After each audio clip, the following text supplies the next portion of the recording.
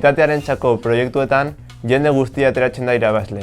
Ez bakarrik zerbitzuaz gozatzen dutenak, baizik eta hori aurrera eramaten duten gazteak ere. Proiektua aurrera eramateagaitik eta haien indarrak bertan ipintxagaitik ikasten dabe.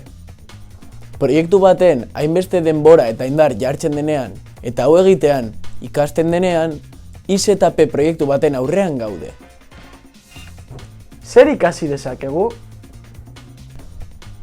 Edozein motatako informazioak edo ezagutzak hobeto jakin ahal ditugu. Komunitatearekiko zerbitzu bat egitean aplikatzen ditugulako.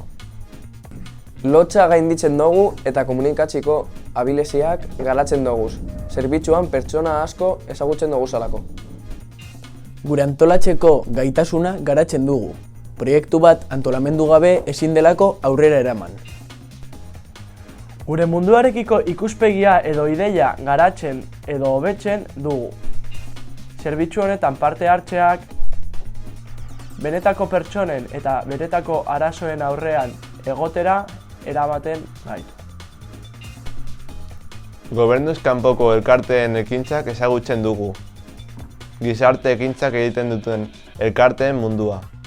Eta garrantzitsuena, gauzak aldatzea posible dela ikusten dugu.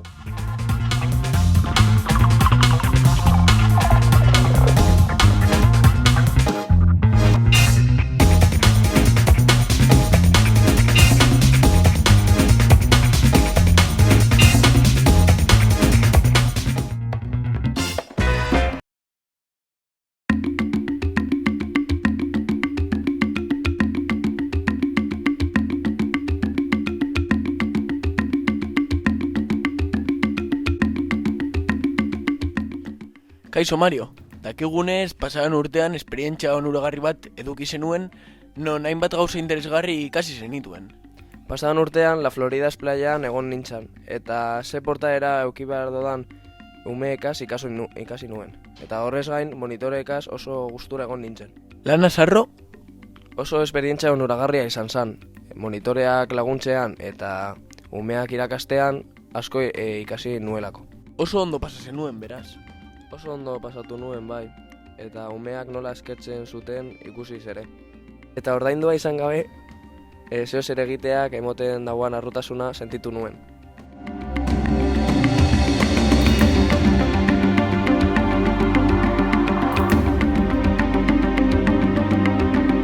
Gaur, auzoko gazteak proiektua ikusiko dugu. Auzoan, egun osoan lan egiten duten familia asko daude. Honegaitik, denbora libreko kluba gero eta handiagoa da, eta monitoreek ezin dute dena egin. Proiektu honetan, batxilergoko ikasleek bolondrez izateko harrera kurtso bat emango dute. Eta gero, monitore hauei lagunduko diete denbora libreko klub honetan. Ikus dezagun bideoa!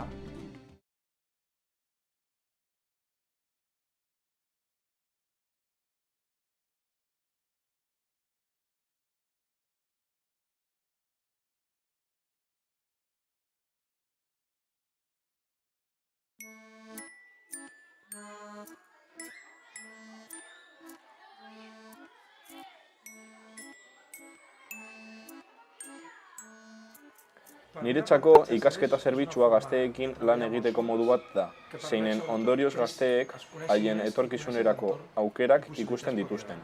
Lan egiteko modu bat da, zeinen bitartez parte hartzen dutenek gauza asko ikasi ahal dituzte. Aldi berean, zerbitzu garrantzitsu bat eginez bai komunitaterako, bai haien bide pertsonalerako.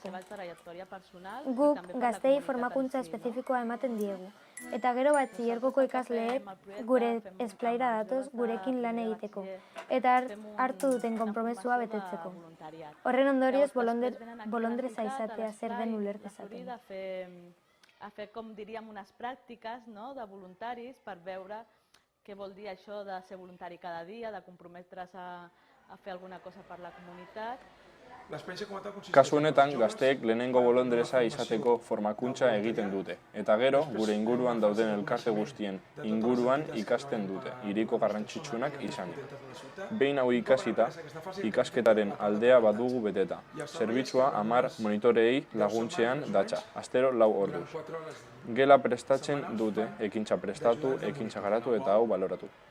Horrela, bakoitzaren responsabilitatearen garapen bat egiten dugu.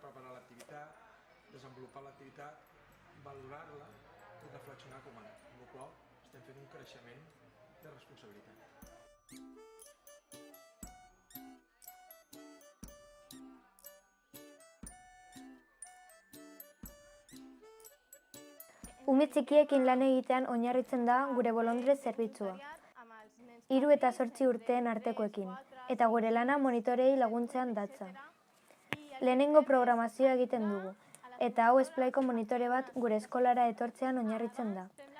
Horrela, umeekin zelan komunikatu algaren ikasten dugu, behin aurrean izango ditugunean.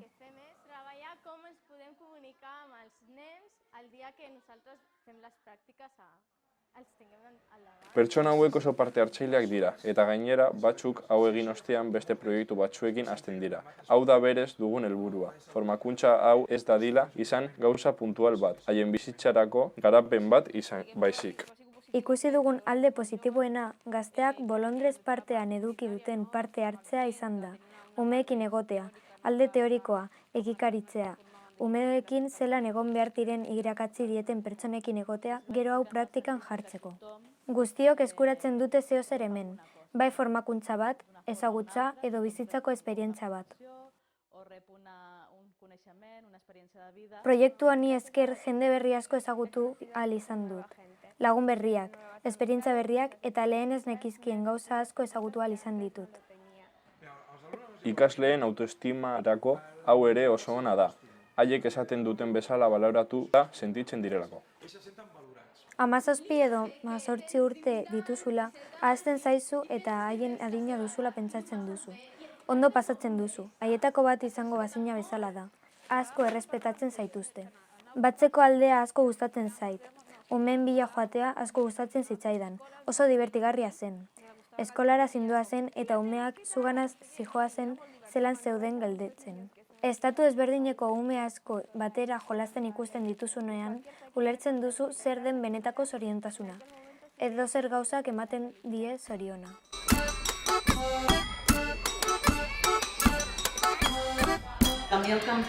Nik beti esaten dut gehien gustatzen zaidana dela urte batzuk pasata gazte hauetako batek esaten dizula, eskerrik asko erakutsi zenidan guztiagatik. Horri esker hau ikastea erabaki dut eta monitorea izan nahi dut.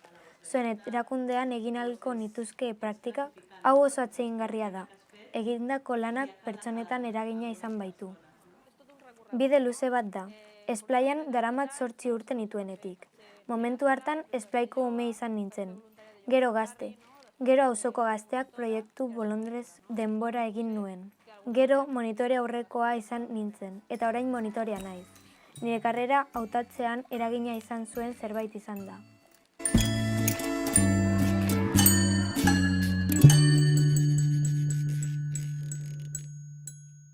Bagoaz, laugarren unitatea amaitzen, besteen ganako zerbitzu bat egiten ikastea. Orain, azken galdetegia betetzeko momentua heldu da. Zuk eta zuen taldeak jarri dezakezue zuen nota. Taldean egitea gomendatzen dizuegu. Horrela, zuen taldearen artean hitz egiteko eta beste proiektu interesgarri bat hasteko. Hurrengo unitatean ikusiko dugu elkar berriro. Bertan, komunitatearekiko proiektu solidarioetaz hitz egingo dugu.